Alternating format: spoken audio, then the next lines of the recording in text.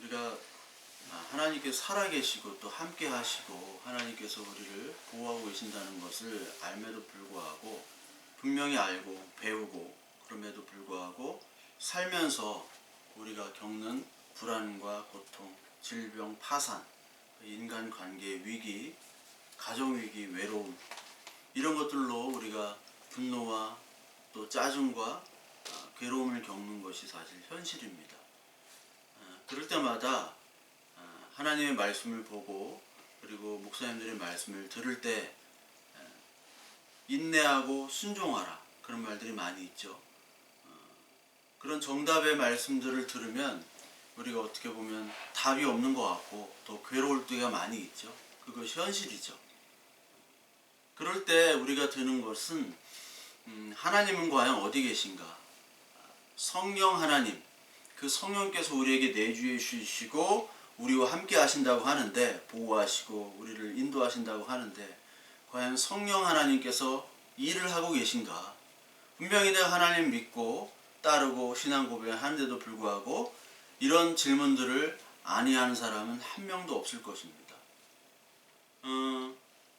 우리가 하나님의 말씀을 가지고 또 예수 그리스도를 신앙으로 고백하지만 우리의 죄된 마음과 또 행동들 그런 것들을 할 때 과연 내가 성령을 받고 있는가, 성령의 영향력을 가지고 있고 내 안에 성령이 내주하고 있는가에 대해서 우리는 늘 생각하게 됩니다. 저도 마찬가지죠. 저도 어떨 때는 교우들의 아픔과 또 그런 고민들 이런 것들을 들을 때 내가 같이 아파야 되고 내가 정말 그들을 위해서 기도해야 되고 이런 마음들이 너무나 많이 나을 때도 있지만 내 문제에 휩싸여 가지고 그런 문제들 다른 교우들의 마음들을 헤아리지 못할 때도 너무나 많았어요. 그런 거 볼 때마다 정말 나는 성령을 가지고 있는가? 성령 받은 사람인가? 그런 마음들이 들 때가 있거든요. 특히 그 조직과 건물을 가진 교회는 목사님들이나 그 교육자들이 어떤 루틴이 있지 않습니까? 아침부터 새벽 기도부터 해가지고 그런 루틴이 있는데 저 같은 경우는 그런 것이 없기 때문에 어떤 출근을 한다든지 그런 것이 없기 때문에 제가 스스로 관리하고 그리고 내 마음을 지키지 않으면은 굉장히 힘들어요. 특히 저 같은 사람은 그런 관리를 잘 못하는 사람이고 연약한 사람이기 때문에 그런 루틴이 반드시 필요한데도 불구하고 없기 때문에 하나님께서 주시는 능력을 그 충만함을 입어야지만이 할 수 있는데 그것이 정말 힘들다는 거죠. 그래서 우리나라의 어떤 목회자보다도 특히 선교사님들은 밖에서 해외에 있는 선교사님들은 사실 24시간이 프리할 수 있습니다. 그래서 인간은 다 연약하기 때문에 어떤 형식이라는 게 또 중요하지 않습니까? 그 형식 안에서 하나님과 교제하고 사람과 만나며 그것들이 나를 이렇게 보호해 주기도 하고 그것들 때문이라도 내가 열심히 하는 것들이 있는데 그것이 없을 때 정말 우리의 연약함들을 많이 느끼거든요. 그래서 천주교에서는 그 선교사들을 택할 때 이런 자기관리가 철저한 사람만 선교사를 보냅니다. 혼자 있어도 누가 보든 누가 보지 않든 그것을 열심히 감당할 수 있는 능력이 있는 사람 그 사람을 이제 선택해서 보내요. 저 같은 경우 그런 어떤 일정한 루틴이 없기 때문에 하나님의 능력 아니면 나는 할 수 없다는 고백밖에 할 수가 없어요. 예수님도 어떻게 보면 이런 일과가 없으셨어요. 사실 사람이 볼 때는 일과가 없어요. 예수님은 갑자기 막 사마리아로 간다고 했다가 또 일정이 없는 일들을 계속 벌이시는 거예요. 근데 하나님은 다 계획이 있으시고 다 예정되신 그 계획에 따라 가시는 건데 사람이 볼 땐 그렇죠. 반대로 바리새인 같은 경우 제사장 같은 경우는 그 일정이 다 있습니다. 오늘은 뭐하고 몇 시부터 몇 시까지는 기도하고 몇 시부터 몇 시까지는 뭐 성경을 보고 또 제사장 역할을 하고 그런 것들이 다 있기 때문에 사람이 볼 때는 저 사람 참 경건하다 볼 수가 있어요. 근데 하나님은 그들에게는 성령이 없고 오직 예수 그리스도, 하나님이신 예수 그리스도께서 성령, 오늘 말씀대로 성령의 세례를 베풀고 요한에게 성령의 세례를 받고 일을 하시는 걸로 나오죠. 그러니까 하나님의 본체이심에도 불구하고 성령의 세례를 받고 나서, 그때 받고 나서 하나님께서는, 주님께서는 일을 하고 계신 거죠. 그러니까 우리는 예수 그리스도를 믿는 사람은 하나님의, 성령 하나님의 말하심과 역사와 그 인도하심이 아니면 우리는 어떤 일도 할 수가 없습니다. 특히 예수 그리스도를 믿는 것. 왜냐하면 우리는 연약한 지체들이기 때문에. 저도 이제 어떤 조직화된 교회를 나와가지고 다시 그런 교회로 들어가는 데는 아무 의미가 없다고 생각을 했어요. 저한테는, 다른 분들한테는 의미가 있을 수 있습니다. 절대화시키는 건 아니고 저한테는 이제 더 이상 의미가 없다. 근데 갈 데는 없거든요. 생각해 보니까 뭐 어디로 갈까? 그 예배도 저는 이제 산이나 어떤 도서관 같은데, 카이스트 도서관이 좋아요. 왜냐하면 카이스트 학생들은 도서관에서 공부를 하지 않습니다. 다 랩실에서 공부를 하기 때문에 저 같은 사람들만 있어요. 몇 명. 그러니까 책은 많지요. 그리고 조용하지요. 거기 완전 예배당으로 딱 좋죠. 근데 생각드는 게 나는 갈 데도 없고 목사긴 목사인데 이거 뭐 이럴 거면 왜 내가 목사가 됐으며, 하나님은 환경을 이용하셔가지고 내가 목사 안 되게 이렇게 막아주셔야 되는데 왜 여기까지 인도해 주셨을까? 제가 옛날에 다니는 교회가 수영장도 있고 헬스장도 있고 그 교육자 사무실 바로 옆에 2m 옆에가 골프 연습장이었어요. 그래서 이제 그 골프 연습장 하는 그 사장님이 또 저희 교구라서 이렇게 하는 거 보면 그 사장님이 목사님은 골프 선수를 하셔야지 왜 목회를 하고 계시냐고. 그 생각하면 내가 골프라도 좀 배워가지고 티칭 프로라도 좀 했으면 먹고 사는데 지장 없을 걸, 그런 생각도 해보고 기술도 없고 이거 뭐 기술이라도 배워둘 걸, 그런 생각도 들었어요. 근데 하나님께서 말씀으로 뭐라고 저한테 하시냐면, 오늘 요한복음 1장에 나온 것처럼 너는 하나님이 사랑하는 내 아들이다. 이 말씀을 저에게 확 주셨어요. 그러니까 하나님이 정말 계신가? 하나님이 정말 나를 인도하고 계신가? 라고 생각할 때 하나님께서 그런 먹고 사는 걱정이나 진로에 대해서 걱정을 할 때 하나님께서 니는 내 아들이다라고 하나님께서 주셨어요. 그러면서 나는 목사로 살려고 했는데 하나님은 목사로 살지 않고 아들로 살라고 여기 분명히 얘기를 하시거든요. 그가 하나님의 아들이심을 증언하였노라. 하늘에서 내려와서 뭐라고 얘기하니? 이게 마태복음이나 다른 복음서는 내 사랑하는 아들이라고 나오고, 요한복음은 안 나와요. 내 사랑하는 아들이라. 예수님이 내 사랑하는 아들이라라고 이 세례를 받으실 때 성령이 임하여 말씀을 하시는 거예요. 아들로. 제가 보면서 내가 목사로 살려고 했구나. 아들로 살아야 되는데. 하나님의 아들로 살면 하나님의 모든 것들이 다 나의 것이잖아요. 다 하나님의 것들을 나한테 주시는 거니까. 그러면서 하나님께서 죄와 허물과 기질, 너의 죄, 너의 허물, 너의 기질을 다 안다. 다 알기 때문에 내가 아버지고 너 그대로 놔두지 않고 굶기지도 않을 것이며 내가 너를 복음과 함께 인도하도록 너를 준비시키겠다. 이 말씀을 계속해서 읽고 보면서 그리고 기도하면서 하나님께서 그 말씀들을 저에게 마음으로 주셨다는 겁니다. 그러니까 성령이 아니고서는 그 마음을 갖게 하질 못하는 거죠. 세상 사람 같으면 계속해서 자기 문제에 빠져 있는 겁니다. 내가 어떻게 먹고 살까? 어떻게 지낼까? 근데 성령 하나님께서 성령의 세례를 받는 사람에게는 너는 하나님의 자녀고 하나님의 아들이야. 내 자녀야. 그래 맞아. 나는 하나님의 자녀지. 이 말씀을 우리에게 마음속으로 주신다는 거예요. 전까지는 성령 세례 이런 거를 잘 몰랐어요. 그런데 야, 이게 정말 성령께서 일하고 계시는 거구나. 내 마음속에 말씀을 심어주시는 거구나. 성령 세례란 말은 성경에 없어요. 성령 세례란 단어는 없습니다만 여기 오늘 나오는 것 같이 성령으로 세례를 받다. 이게 뭐 엠푸뉴마티 하기오라고 헬라어 해가지고 거룩한 영이 그 호흡, 푸뉴마, 그 호흡과 영이 우리에게 들어왔다는 거거든요. 그것이 성령의 세례입니다. 성경에는 그 단어가 없지만 이게 이제 개혁주의 같은 경우는 거듭남과 성령 세례를 같이 얘기해요. 그래서 우리가 성령 세례라는 것을 그 사도행전 2장에 보면 오순절 성령 사건이 있잖아요. 그 성령 사건에서는 그 성령 세례 때 방언이 터지고 그 방언은 구원의 언약들 그리고 하나님이 하신 일들 예수 그리스도에 대한 것들을 증언하는 방언이에요. 요즘 같은 그런 방언이 아닙니다. 그 방언이 터지면서 거듭남이 시작되는 동일한 사건으로 얘기를 해요.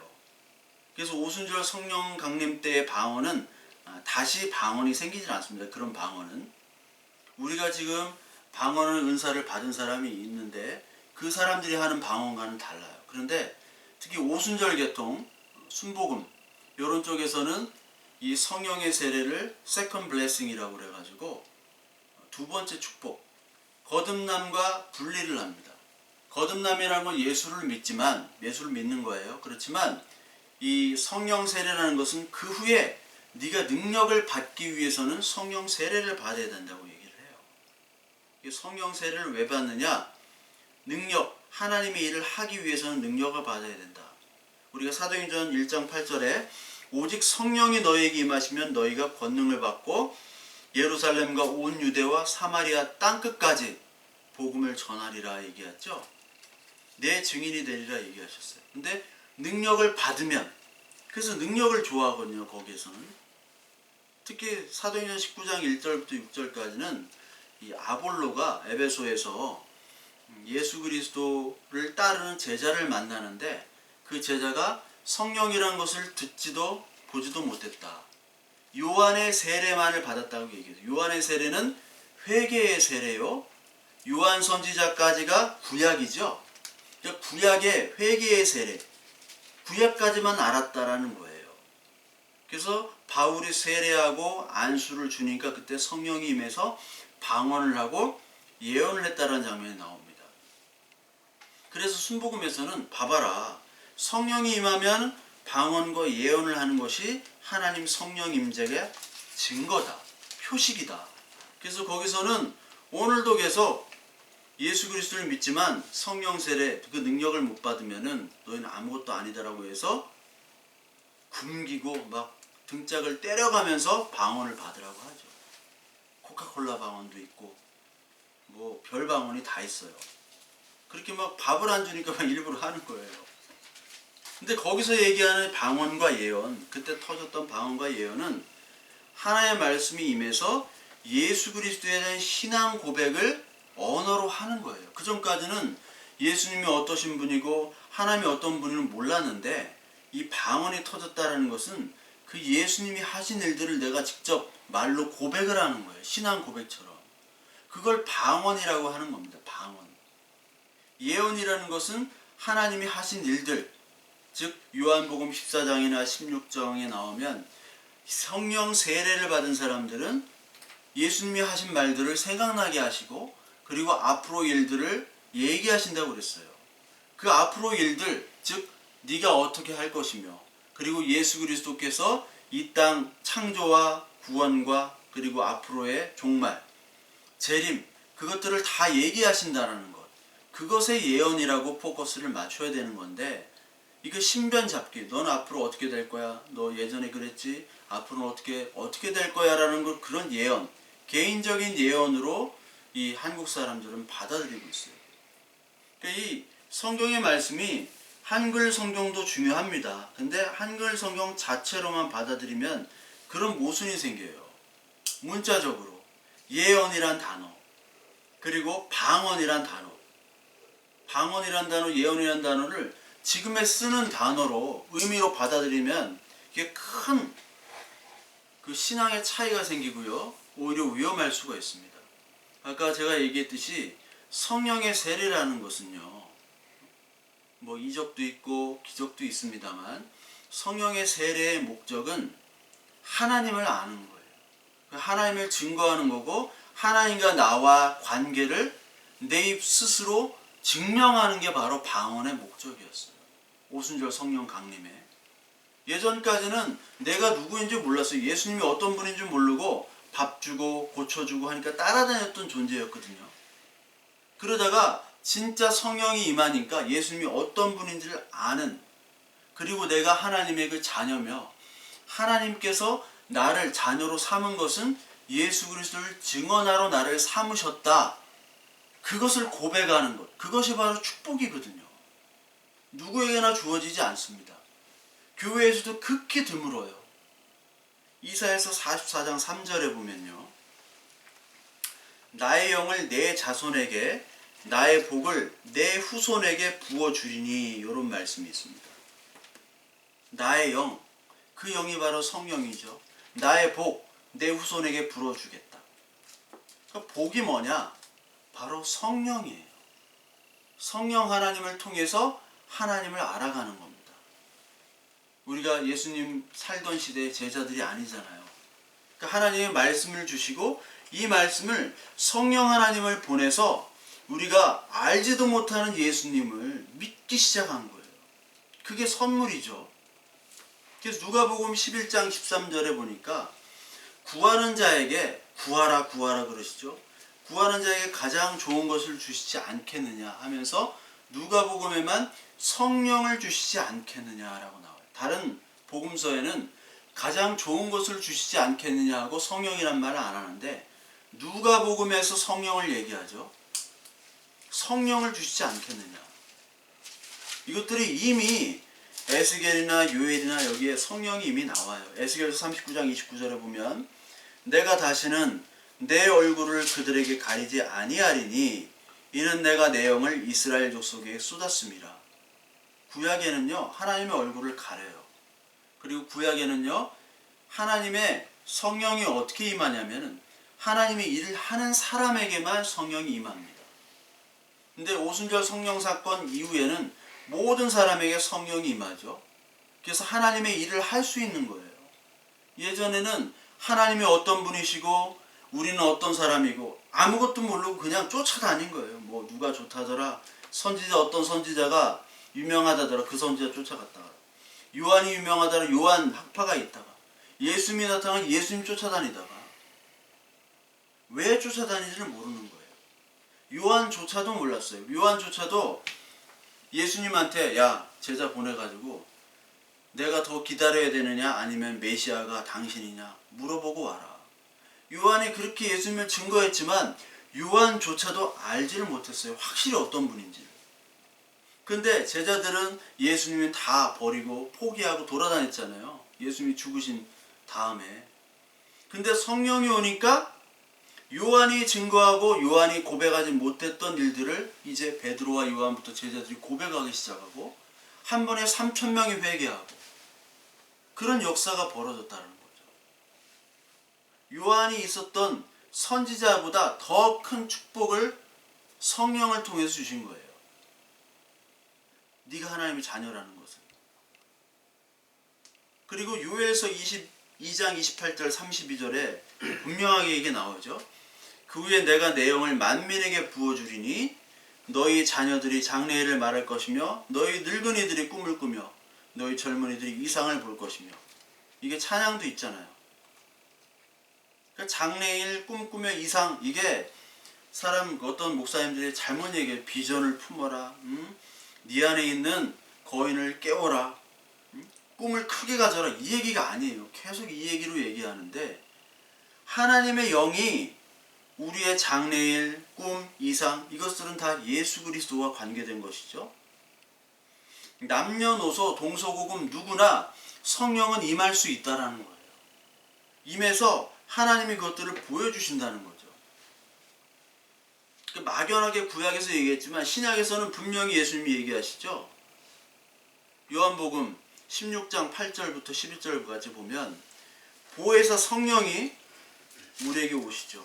보혜사 성령이 우리에게 오셔가지고 뭐를 얘기하십니까?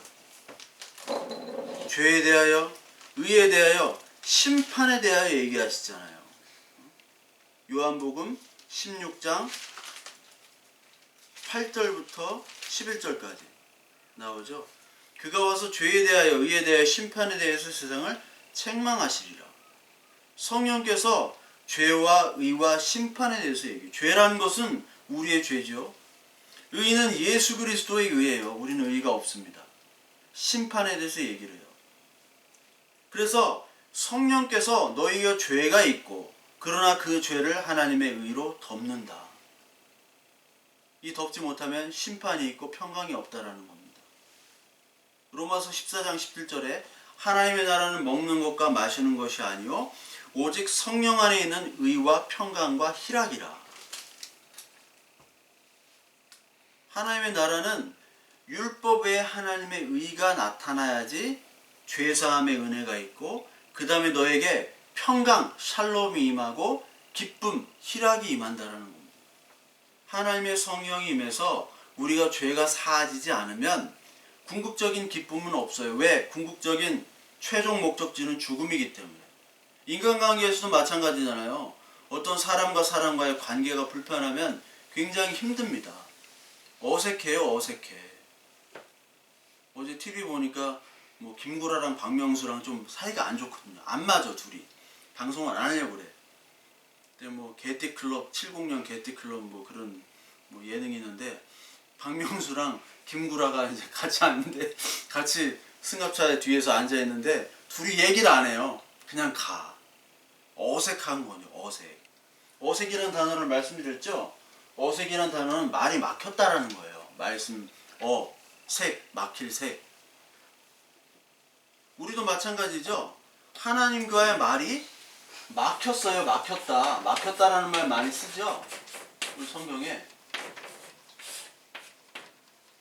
하나님과 우리와의 관계가 꽉 막혀 있습니다. 이 세상을 보십시오. 꽉 막혀 있어요. 세상 사람들은 서로 너 잘났다, 너 잘났다. 응? 법무부 장관과 검찰 총장 서로 그냥 얘기가 안 되냐. 평행선을 긋는 거예요. 마찬가지입니다. 다 그래요. 하나님과 저희와의 관계도 평행선이에요. 하나님은 우리를 생각하시지만 우리는 하나님을 절대로 보지도 않고 볼 수도 없어요. 사람만 보고 환경만 봅니다. 근데 예수 그리스도는 한 의가 와서 하나님과 우리를 연결시켜 주신 거예요. 그걸 성령으로 깨닫게 하신 겁니다. 연결은 어떻게 되냐? 이제 어색한 막힌 게 말이 풀리는 거죠. 요한복음 15장 25절에 보면 보혜사 곧 하나님께로부터 나오는 진리의 성령이 오실 때 그가 나를 증언하실 것이요. 하나님, 성령 하나님, 보혜사가 나오면 진리의 성령이 예수 그리스도 나를 증언할 것이다. 즉 여러분 성령이 임하면요 진리가 임하는 거고 예수 그리스도에 대해 증언하는 사람은 돼버려요. 증거하는 자. 요한복음 14장 26절에 보면 보혜사 또 나오죠. 곧 아버지께서 내 이름으로 보내실 성령 그가 너에게 모든 것을 가르치고 내가 너에게 말한 모든 것을 생각나게 하리라. 예수님의 제자들이 그랬죠. 전에까지는 예수님이 무슨 말을 하시는지 몰랐어요. 근데 성령 오순절 강림 이후에 모든 것이 생각나기 시작하죠. 이게 성령 세례예요. 이제 생각나게 되고 이제 하나님의 말씀을 알게 되는 겁니다. 요한복음 16장 13절에 진리의 성령이 오시면 그가 너희를 모든 진리 가운데로 인도하시리니 그가 스스로 말하지 않고 오직 들은 것을 말하며 장래일을 너희에게 알리시리라. 이게 우리에게 임한 성령의 일입니다. 그러니까 저와 여러분들이 오늘 하나님의 이야기를 하고 하나님을 증언하고 나를 변화시킨 주님 그리고 이 하나님께서 주신 이 말씀들을 이야기하는 것 자체가 내가 하는 것이 아니라 성령께서 하시는 거예요. 그러니까 성령은 하나님의 말씀을 알게 하시고 하나님의 임재를 통해서 하나님의 하신 일들을 증거하는 것으로 우리를 이끌어 버립니다. 그러니까 성령은 우리가 어둠 속에 지금 살다가 진리로 거듭나게 하시는 거죠. 우리의 어둠은 간음한 여인이었어요. 세상과 벗된 자였습니다. 육신의 정욕, 안목의 정욕, 이생의 자랑을 최우선순위로 삼았던 사람들이었어요.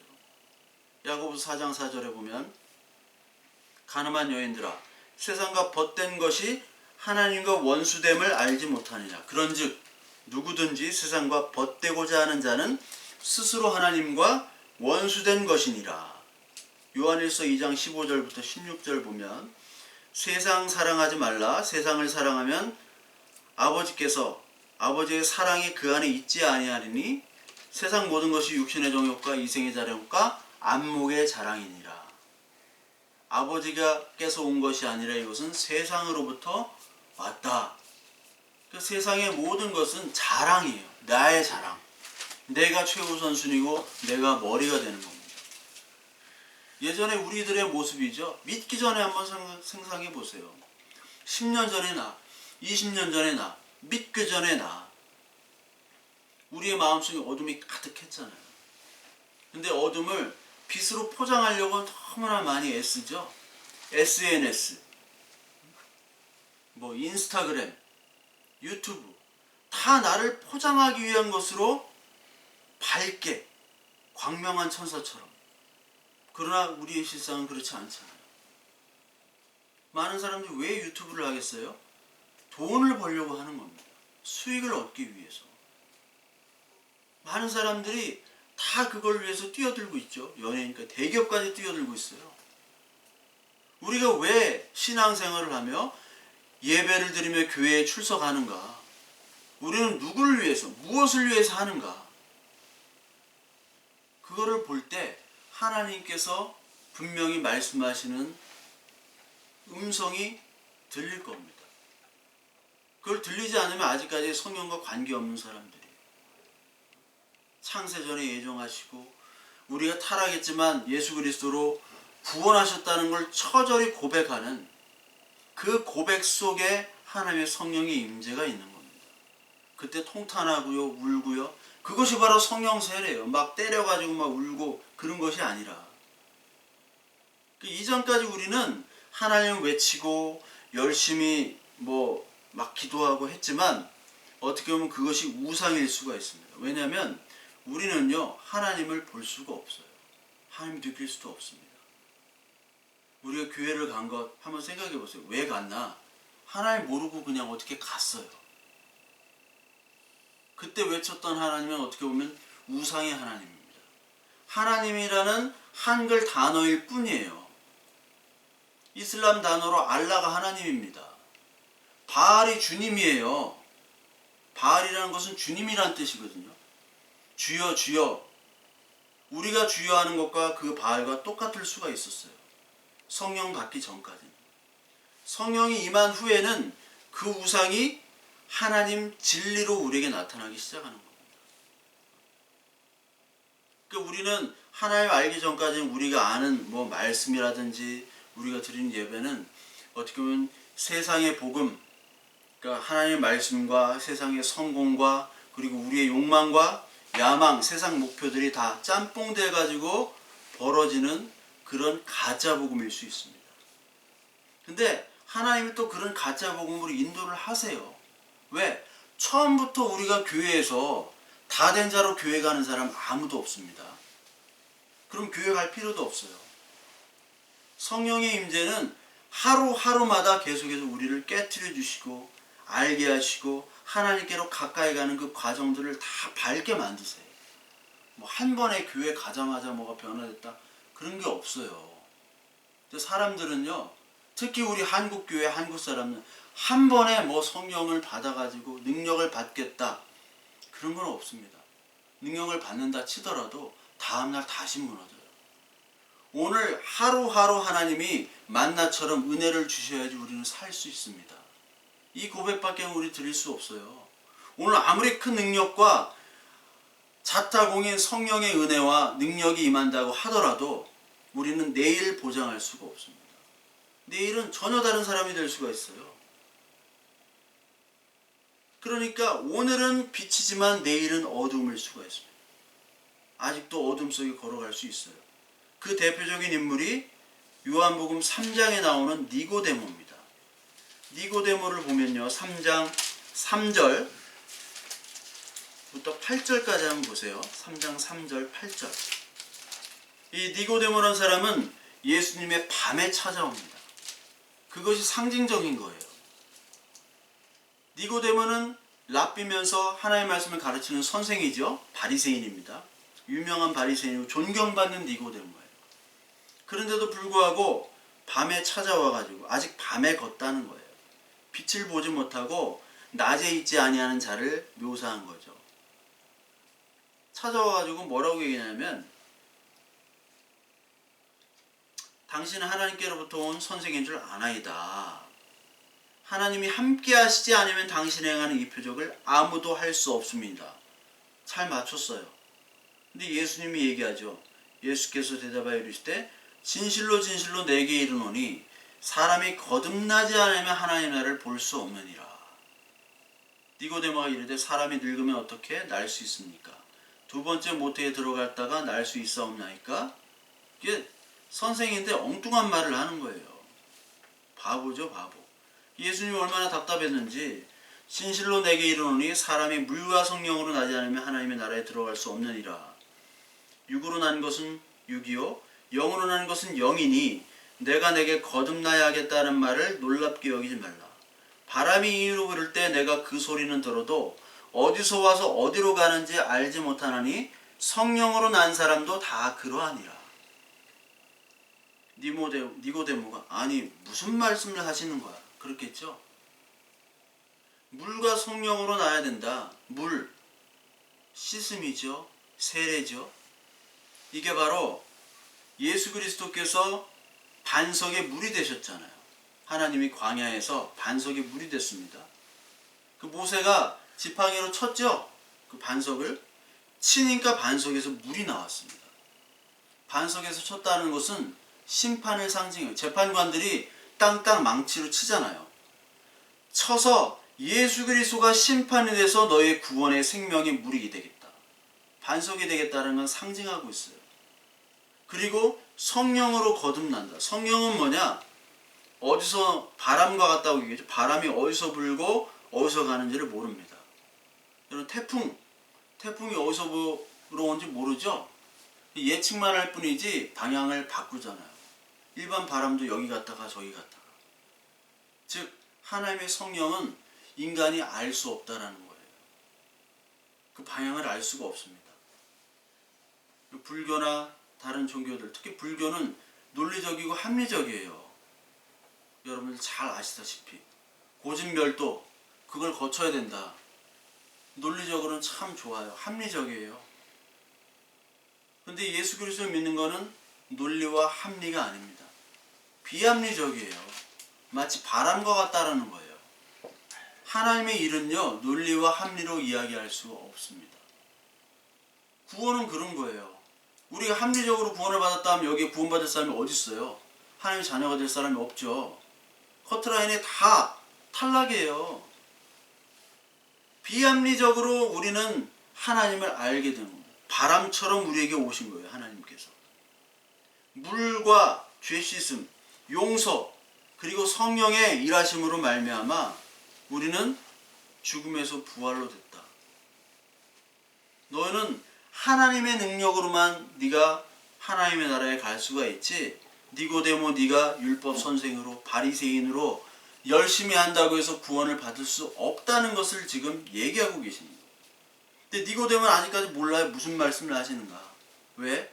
그에게는 성령 세례가 없었기 때문에. 그러니까 세상의 영은 거듭나지 못한 인간의 다 본성들입니다. 그 본성들의 경연장이 바로 세상이라고 얘기 드렸죠. 고상한 척 할 수도 있고요. 아주 도덕적인 그런 성인 분자일 수도 있어요. 아니 정말 저질이고 범죄자일 수 있습니다. 그러나 그 모든 사람들이 다 거듭나지 못한 영들의 모습이에요. 성령이 없이는. 바리새인들 얼마나 깨끗한 사람들이었습니까? 예수 그리스도를 잘 믿으려고 예수 그리스도를 죽인 사람이에요. 제자들 어떻습니까? 제자들은 결국은 배반했죠. 예수님의 십자가를 버린 사람들이에요. 바리새인이나 제자이나 똑같습니다.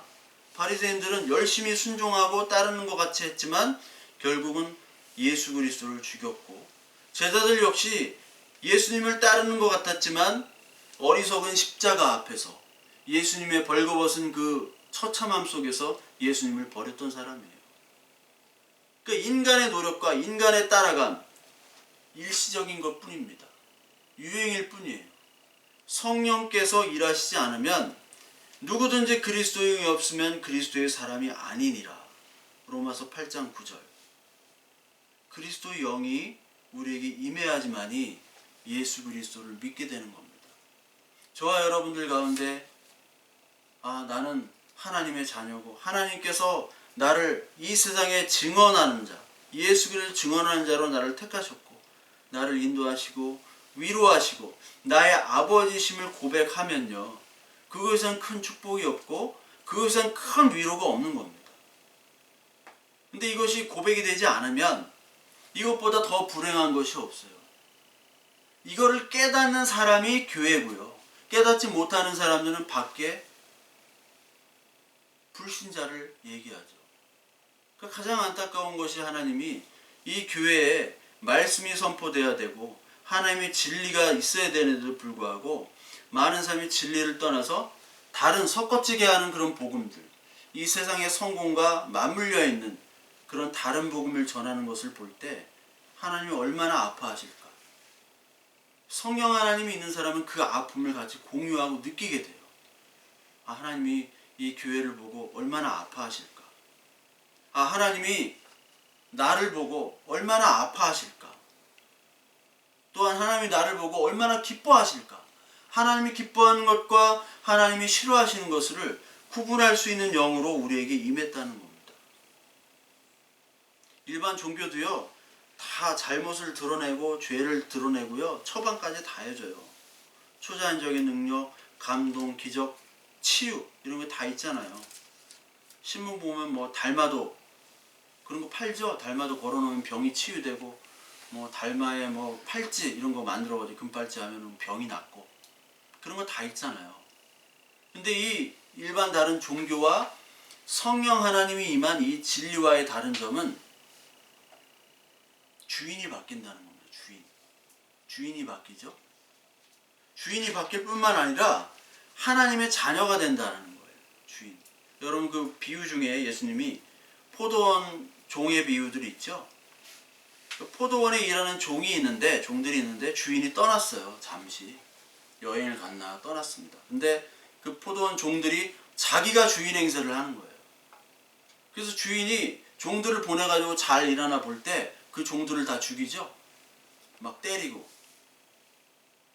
근데 이 주인이 아들을 보내려고 해요. 아들을. 근데 이 종들이 뭐라고 생각해요? 아들을 죽이고 우리가 그 소유를 빼앗자, 이렇게 얘기해요. 이게 바로 하나님과 예수 그리스도 그리고 인간을 상징하는 겁니다. 하나님이 자기 아들을 예수님을 보냈는데 이 사람들이 죽인 거예요. 아직까지 주인 행세를 하고 있는 거예요. 사람들이. 인간의 종교는 다 자기가 주인입니다. 내가 최고예요. 근데 이 계시와 이 복음은 주인을 바꿔버려요. 주인을 바꿔버리는 것이 주인이 하나님이 되는 것으로 바꿔버리는 거죠. 성령이 임하면. 그리고 동시에 하나님의 자녀가 됨을 알게 해줍니다. 예전까지는 우리가 죄의 종, 죄의 노예였습니다. 근데 하나님의 자녀가 될 뿐만 아니라 하나님의 친구가 되고 신부가 된다. 그리고 증거자가 된다. 갈라디아서 4장에 보면 종과 자유인의 비유가 있습니다. 하갈은 종이고요. 그리고 사라는 자유인이죠. 하갈에서 난 이스마엘은 종입니다. 그리고 사라에서 난 이삭은 자유인이에요. 종에게는요, 아브라함의 유산이 갈 수가 없어요. 그리고 종에게는 유산이 가지 않기 때문에 아브라함으로부터 나오는 모든 이야기, 비밀, 자기가 가지고 있는 보물들 이야기는 안 합니다. 종이기 때문에. 자유인이며 자기 아들한테만 하는 거예요. 마태복음 13장 11절에 보면 천국의 비밀이 그들에겐 허락되지 않았으나 너희들에겐 허락되었다. 이제부터는 너희를 종이라 하지 않겠다. 요한복음 15장 15절에 보니까 종은 주인이 하는 것을 알지 못한대요. 이제부터 내가 너희를 친구라 하였으니 내가 내 아버지에게 들은 것을 다 알게 하였음이라. 우리 성령을 받은 우리 그리스도인의 가장 큰 기쁨이라고 하면 하나님께로부터 한 모든 말씀들을 우리에게 다 주셨다는 겁니다. 그걸 다 깨닫도록 하나님께서 주셨다는 거예요. 그래서 오순절 강림 후에 변화를 한번 보세요. 사도행전 2장을 한번 보시면요. 제자들이 오순절 성령 강림 후에 각자 언어로 하나님을 찬양하고 하나님에 대한 이야기를 하죠. 예수 그리스도를 얘기를 해요. 그 다음에 이 사람들은 증거자가 되는 거예요. 나에게 이런 비밀들을 다 얘기해 주셨는데 왜 얘기해 주셨겠어요? 이 비밀을 전하라고. 그래서 사도행전 1장 8절에 그 능력을 받으면 사마리아 땅끝까지 전하는 증인으로 너를 삼겠다. 교회가 증인이고 저와 여러분들이 증인입니다. 저와 여러분들이 죄인임에도 불구하고 예배하고 하나님께 순종하며, 다 순종할 수는 없지만 순종하려 애쓰며 몸부림치며 하나님의 말씀을 증거하는 그 모습 자체가 저와 여러분들이 하나님의 자녀라는 증거면서 그것이 바로 기적입니다. 바로 축복이에요. 가장 사랑하는 그 아들에게 비밀을 다 얘기하지 누구한테 얘기를 해요? 야, 밭에 가면 내가 100억 묻어놨어. 내가 내 카지노 해가지고 딴 건데 묻어놨어. 그걸 종한테 얘기를 안 하겠죠. 아들한테만 얘기합니다. 부인한테도 얘기를 안 해요. 그거 갖고 도망갈까봐. 아들한테만 얘기해요. 자식한테만. 하나님은 우리를 정말로 짝사랑하고 계신 거예요. 짝사랑. 그렇기 때문에 우리의 이야기 한마디 한마디가 하나님께는 큰 의미가 되고, 동시에 우리는 자녀이기 때문에 하나님의 한마디 한마디가 우리에게 또 의미가 되는 거예요. 제가 그 이면지들을 많이 씁니다. 근데 그 이면지 중에 조카가 뭐 이렇게 낙서한 거 그거 다 안 버리고 있어요. 딴 사람이 썼으면 버렸겠지. 근데 조카가 있으니까 낙서예요. 그냥 뭐 글자 쓴 것도 아닙니다. 그 걔네 집 가보면 뭐 냉장고에 뭐 걔가 쓴 게 있는데 뭐 생일날 뭐 아빠 엄마 뭐 저기 낳아주셔서 감사해요. 그럼 안녕히 계세요. 왜 안녕히 계세요를 썼는지 모르겠지만 그렇게 붙여놨어요. 그게 뭐라고. 다른 집 가면 벌써 그거 버렸죠. 아들이니까, 자녀니까 그걸 소중히 붙여놓는 거예요. 하나님께서 알려주시는 겁니다. 말씀을. 너 내 아들이야. 내가 너를 사랑해. 아이들은 사랑을 먹고 자라는 거거든요. 우리도 마찬가지로 여러분, 세상의 사랑은요 그냥 떠나요. 양준일 요즘 뭐 하나 모르겠어. 한참 한두 달 떴다가 지금 또 사라졌잖아요. 인간의 인기와 사랑은 그래요. 다 사라집니다. 제가 연예인, 정치인, 종교인 공통점 얘기했잖아요. 사람들의 주목과 사랑과 존경을 먹고 사는 사람. 종교인은. 진짜 하나님의 자녀는 그 인기를 인기로 여기지 않고 하나님의 사랑과 내가 하나님께 순종하는 그걸로만 살아가는 거예요. 그 하나님의 위로만을 받고 살아가는 사람이 바로 신앙인이에요. 또 신앙 이르러 가면 또 뭐 증산도나 이런 데서 다 신앙 간증이라고 하더라고요. 하나님의 자녀라는 겁니다. 하나님의 자녀. 로마서 8장 14절부터 17절까지 보면 무릇 하나님의 영으로 인도함을 받는 사람은 곧 하나님의 아들이라. 아들이 분명히 나옵니다. 너희는 다시 무서워하는 종의 영을 받지 아니하고 양자의 영을 받았으므로 우리가 아빠 아버지라 부르짖느니라.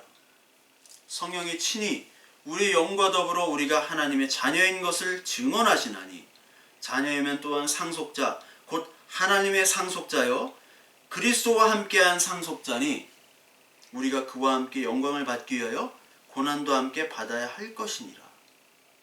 우리는 무서워하는 종의 영을 받지 아니했죠. 종교는요 무서워한다고요. 아직까지 예수 그리스도를 믿으면서 두려움, 이게 종교의 본질 아닙니까? 왜 처음에 제사를 드렸냐? 자연재해, 동물로부터 두려움, 그걸 없애기 위해 종교를 제사를 드린 거예요. 그 두려움을 아직까지 갖고 있는 사람들이 있어요. 하나님이 치시면 어떡할까? 맨날 그런 두려움으로 사로잡혀 있는 사람들이 있습니다. 특히 재산이 많고 어떤 가진 것들이 많은 사람들, 하나님이 오늘 이렇게 하면 치지 않을까? 이거는 종교적인 인물이 돼요. 종의 영을 아직까지 가지고 있는 사람입니다. 우리는 아들의 영이에요. 아빠, 아버지라고 불러요.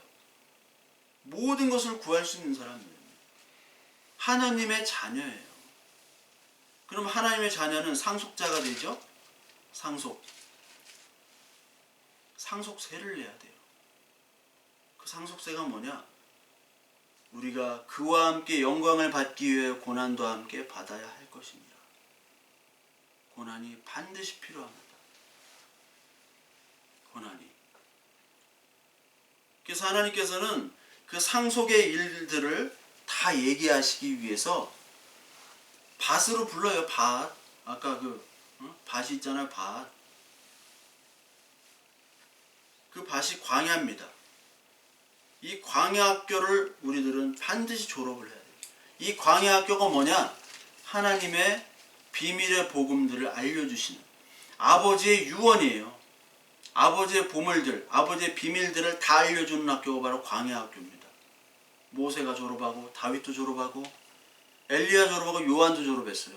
심지어 예수 메시아신 그리스도까지 광야로 성령이 이끌었다고 그랬어요. 호세에서 2장 14절을 보면 광야로 이끌어 말씀하는 장면이 나옵니다. 호세아 2장 14절을 보면요. 그러므로 보라 내가 그를 타일러 거친 들로 데리고 가서 말로 위로하고, 그런 말이 있죠. 말씀을 한다는 거예요. 거친 들로. 거기서 비로소 그의 포도원을 그에게 주고 아골골짜기로 소망의 문을 삼아 주리니 그가 거기서 응대하기를 어렸을 때와 애굽 땅에서 올라오던 날과 같이 하리라. 여호와께서 이르시되 그날에 내가 나를 내 남편이라 일컫고 다시는 내 바알이라 일컫지 아니하리라. 내가 바알들의 이름을 그의 입에서 제거하여 다시는 그의 이름을 기억하여 부르는 일이 없게 하리라. 너는 지금까지 바알 섬기고 있었지? 너는 네 머리, 네 주인이 너였지? 하나님의 자녀 아니었지? 바알을 섬겼잖아요. 바알한테 주여 주여 외쳤잖아요. 근데 그를 들로 데려와요. 거친 들로. 그게 상속세 내는 거예요. 상속받으려면 거친 들로 가야 돼요. 복음과 함께 고난이 있어야 되는 겁니다. 거기서 하나님께서 말씀하시죠? 거기서 계속 말씀하시는 거예요. 포도원을 그에게 준다. 포도원에는 하나님의 유산 아닙니까? 그래서 포도원의 비유도 많고 포도나무, 포도가지, 요한복음 15장의 말씀처럼 아골골짜기, 죽음의 골짜기, 바로 해골골짜기. 예수님이 죽으셨던 그 장소가 아골골짜기예요. 죽음의 골짜기가 소망의 문으로 삼아주리니 그가 거기서 응대하기를 어렸을 때와 애굽 땅에서 올라오던 때와 같이 하리라. 예수님이 아골골짜기에 죽으셔야지 우리에게는 소망의 문이 된다는 말씀입니다. 예수님이 우리를 위해 죽으셨다는 거예요. 그렇다면 너희들도 그 유산을 받기 위해서는 복음을 전하는 자로 살고, 그럴 때 분명히 세상에서 받는 조롱과 질시와 멸시들이 있을 것이다. 그 고난을 받는다는 거예요. 당연히. 그러니까 우리가 주인이 바뀌고 하나님의 자녀가 되는 일들로 성령이 일하시는데, 그렇게 일하면 당연히 고난이 오는 거죠. 고난. 이것을 어떻게 믿기 쉽습니까? 받아들이기 쉽습니까?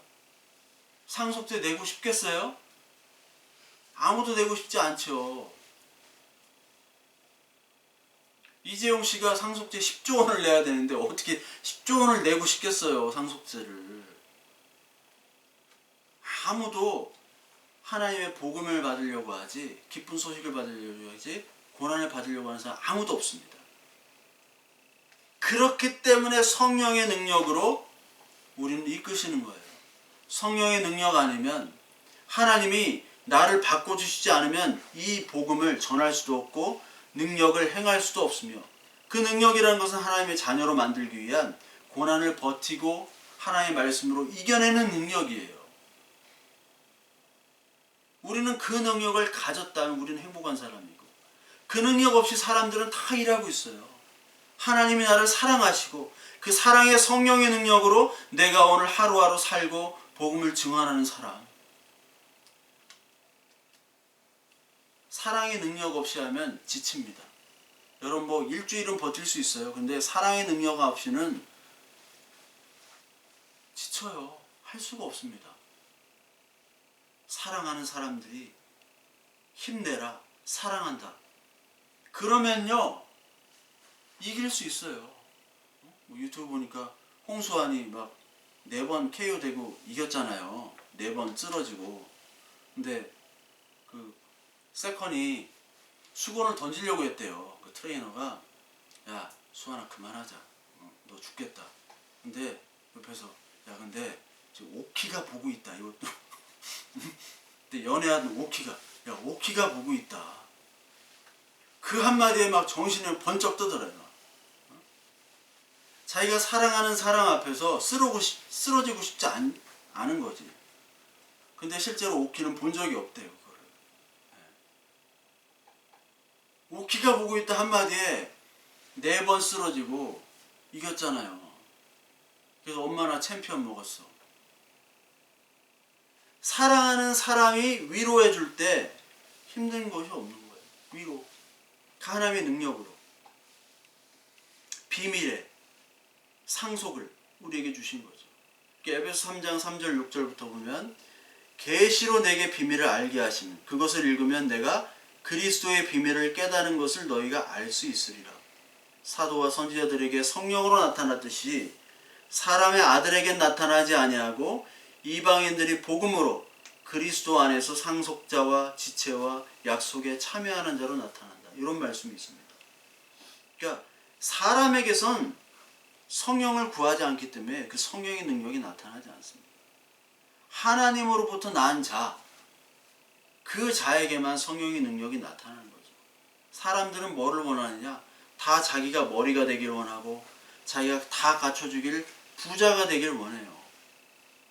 그러니까 하나님의 성령의 능력 같은 거는 구할 필요가 없습니다. 구하지도 않고 관심도 없어요. 오직 부자예요, 부자. 그 부자는 하나님 나라가 갈 수가 없죠.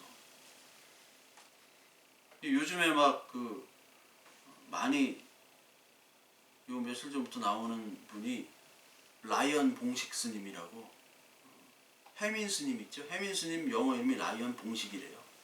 본명이 주봉식인데 이분이 뭐 건물주라고 해가지고 뭐 많은 논란이 많이 있죠. 근데 2000년대 이후에 가장 많이 팔린 책이 해민 스님 비로소 멈추면 보이는 것들. 이게 제가 알기로는 400만 부가 넘게 팔렸어요. 해외본까지 하면 한 뭐 400 몇십만 부. 그리고 다른 책까지 하면 제가 예전에 한번 뭐 인세 한 10% 정도로 계산해봐도 인세만 해도 이분은 한 70억 정도 가지고 있는 분이에요. 인세만. 강의, 유튜브 수익 이런 거 하면은 최소 100억대 재산가예요. 스님이 100억대 재산가예요, 여러분. 목사님이 100억대 재산가, 스님이 100억대 재산가. 그럼 여러분 이게 감당이 될까요? 100억이면요 제 개인 재산 관리를 할 수가 없어요. 그래서 펀드 매니저를 따로 둬야 돼요. 그거는 그 정도입니다. 인세가 그렇게 많은데 2000년대 이후에 가장 최고 많이 팔린 책 한 권 1위가 바로 이분 책이에요. 얼마나 많이 산 거예요. 근데 이분이 자기는 지금 코로나 때문에 자기도 힘들다. 세를 들고 살고 있고 세를 내기에 참 힘들다. 이렇게 얘기를 했어요. 방송에서. 유튜브 말고. 근데 알고 보니까 자기 건물에 있는 거예요. 새로 거짓말한 거. 뭐 들기에 뭐 차도 뭐 페라리를 타고 다닌다. 뭐 그런 소문도 있고 인사동에도 건물 있고 돈이 어디 있는지도 몰라요. 그리고 강연비만 해도 이분은 500에서 600 받아요. 1시간 강연할 때. 강연이 뭐 1년에 100회 이상은 되겠죠. 최소 200회는 될 거예요. 그럼 돈으로 따지면 얼마입니까? 1시간에 500, 600만 원을 버는데 저 옛날에 뭐 도서관에서 한번 강의하는데 59,000원 받았어요. 2시간. 100배가 차이 나요. 100배가. 아니 1000배가 차이 나는구나. 난 2시간 했으니까. 그러니까 이런 분들은 벌써 부자가 된 거예요. 감당이 될까요? 저는 감당이 안 될 것 같아요. 이 봉식 스님. 저랑 나이가 같으니까 봉식이라고 해도 되겠는데, 네. 봉식 스님. 그러니까 하나님의 나라가 임하려면 여러분, 내 가진 게 너무나 많으면 임할 수가 없습니다. 부자에게는. 어떻게 안 돼요? 우리의 능력으로는 될 수가 없어요. 그러니까 하나님께서는 우리의 능력들보다 하나님만 바라보게 해서 하나님의 성령을 우리에게 주시는 겁니다. 성령께서 말씀하시죠. 그때 말씀하시는 거예요. 네 아버지가 따로 있다. 네가 머리가 아니다. 너의 주인은 하나님이고 너의 아버지 하나님이시다. 그리고 너는 하나님의 아들이고 딸이다. 그것을 진리의 말씀을 우리에게 주시는 거예요. 그 진리의 말씀이 성령으로 임하면요. 우리의 세상 것들, 그동안 생각했던 것들이 1순위가 되지 않습니다.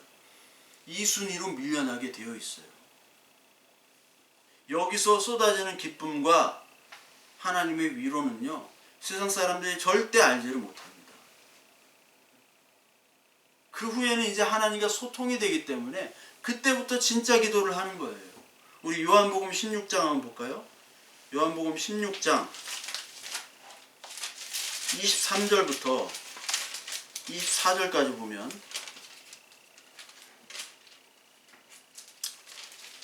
그날에는 너희가 아무것도 내게 묻지 아니하리라. 내가 진실로 진실로 너희에게 이르노니 너희가 무엇이든지 아버지께 구하는 것을 내 이름으로 주시리라.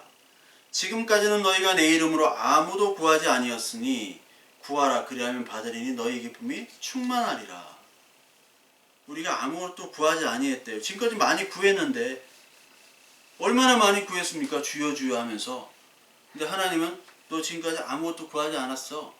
근데 이제부터는 구하게 만들겠대.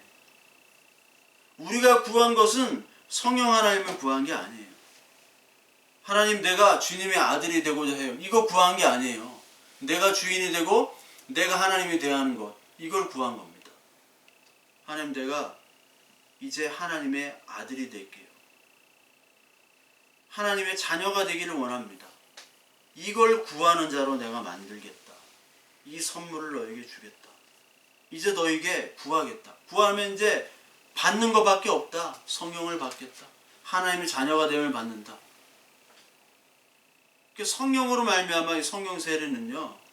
우리 자신, 우리의 본성과 우리의 죄악과 세상 악과 그리고 의와 빛과 생명은 바로 예수 그리스도 한 분밖에 없음을 간절히 원하는 자로 만들어버립니다.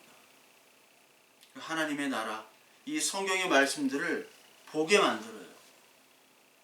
그리고 상속받은 자, 하나님의 영광의 복음과 함께 고난까지도 감당하는 자로 감당할 수 있도록 내 마음을 바꿔버립니다. 이게 바로 하나님의 성령의 세례의 능력이에요. 그래서 예수님께서도 이 요한에게 세례를 받은 후에 성령이 임하고 성령 세례 때 후에 아버지께서 너는 나의 사랑하는 아들이라. 이 말씀, 이 사랑의 음성을 듣고 이를 하실 수 있는 거예요. 저와 여러분들이 오늘도 하루하루 살아갈 수 있는 능력이 뭐냐? 하나님의 말씀, 너는 내 아들이고 내가 너를 사랑한다. 이 말씀을 들어야지만이 저와 여러분들 살 수가 있습니다. 이 말씀을 듣지 못하는 분들은 오늘 성령께 구하세요. 구하라. 성령 구하는 자는 받습니다. 다른 거 하나님 뭐 나에게 로또 되게 이거는 안 받을 수 있어요. 주실 수도 있지만 성령 구하는 자, 지금까지 성령 구하는 자 아무도 없었지만 구하라. 내가 너에게 주겠다. 너의 이름, 내 이름으로 구할 것을 다 주겠다. 그것이 뭐예요? 성령. 성령 구하는 자 하나님 반드시 응답을 해주시는 거예요. 하나님, 내가 교회를 다니지만 하나님이 사랑하는 것도 모르겠고요. 내가 성령을 받았는지도 모르겠고 하나님 말씀이 들어오지도 않고 내가 위로도 없고 평강도 없고 이게 사는 게 이상합니다. 하나님 성령 주세요. 하나님 기쁨 주세요. 하나님, 나 하나님의 자녀 되길 원합니다. 안 줄 부모가 어디 있습니까? 안 줄 하나님이십니까? 하나님 분명히 주신다는 거예요. 너는 실패자고 찌질이고 바보야 세상이 얘기하지만 하나님께서는 분명히 너 아니야. 하나님의 자녀야. 내가 너 사랑해. 이걸로 저와 여러분은 버티는 사람들이에요. 그거 없으면 저는 여러분들은 버틸 수가 없습니다. 그것이 바로 하나님이 가장 주시는 선물이고 기쁨이고 그것이야말로 하나님이 주시는 성령의 능력입니다. 많은 사람이 잘못된 능력을 구하고 있어요. 사람에게 자랑하기 위한 능력을 구하고요. 문제 해결을 하기 위한 능력을 구하고 있어요. 하나님이 주신 사랑의 능력은 사람들이 구하지 않습니다. 저와 여러분들 하나님이 주시는 사랑의 능력을, 그 성령의 능력을 구하는 저와 여러분들 되길 바랍니다. 로마서 8장 34절부터 39절까지 우리 읽고 마치겠습니다. 로마서 8장 34절부터 39절까지 누가 정죄하리요? 죽으실 뿐 아니라 다시 살아나신 이는 예수 그리스도시니 그는 하나님 우편에 앉아 계신 자요 우리를 위하여 간구하시는 자시니라. 누가 우리를 그리스도의 사랑에서 끊으리요? 환난이나 곤고나 박해나 기근이나 적신이나 위험이나 칼이랴. 기록된 바 우리가 종일 주를 위하여 죽임을 당하게 되며 도살할 양같이 여김을 받았다 함과 같으니라. 그러나 이 모든 일에 우리를 사랑하시는 이로 말미암아 우리가 넉넉히 이기느니라. 저와 여러분들이 우리를 사랑하시는 그 하나님, 주 예수 그리스도 성령 하나님이 삼위 하나님의 사랑으로 말미암아 우리가 하루하루의 삶, 그리고 이 세상의 어려움들, 그리고 하나님의 말씀을 믿으면서 겪는 환난들을 이겨나가는 저와 여러분들 되시길 바라고, 하나님의 성령을 오늘도 구하며 그리고 성령 충만을 또한 간구하는 저와 여러분들 되시길 간절히 소망합니다. 하나님께서 그것을 너무나 기뻐하시고 하나님의 성령이 일하실 때 저는 지치지 아니하고 여러분 이 세상의 일들과 또 하나님의 일들을 감당하게 될 줄로 믿습니다.